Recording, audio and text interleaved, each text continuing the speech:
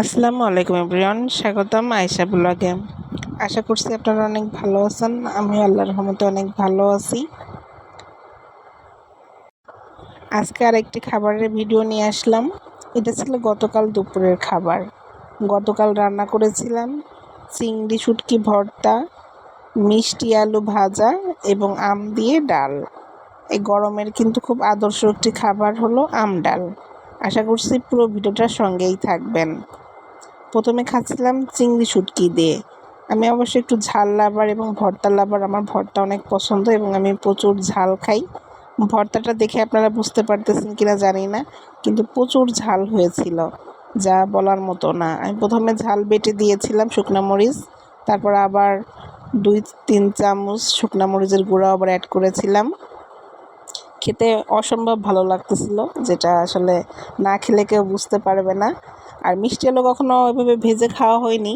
এর আগে একদিন ভেজে খেলাম, দেখলাম আসলে অনেক টেস্টফুল একটি খাবার। এটা আসলে ভাতের সঙ্গে ছাড়া শুধু খেতেই বেশি ভালো লাগে।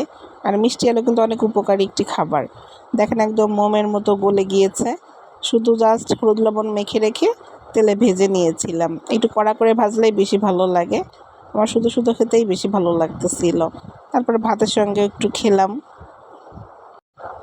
আপনারা অনেকেই কম বেশি মিষ্টি আলু খেয়েছেন সিদ্ধ করে, পুড়িয়ে, এরকম ভেজে কেউ খেয়েছেন কি না কমেন্ট করে জানাবেন। আর না খেয়ে থাকলে একদিন ট্রাই করে দেখবেন, বেশ ভালোই লাগে।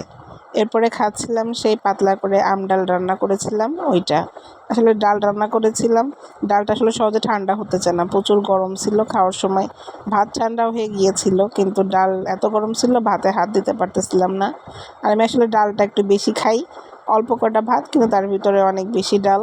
আমার আসলে ডালটা এরকম ডুবো ডুবো করে খেতেই বেশি ভালো লাগে। আর আমি এই যে শুকনো মরিচ ফোড়ন দিই, শুকনো মরিচটা এরকমভাবে ডলে নিয়ে খাই, এটা আমার অনেক ভালো লাগে। সুন্দর একটা ফ্লেভার বের হয় শুকনো মরিচের।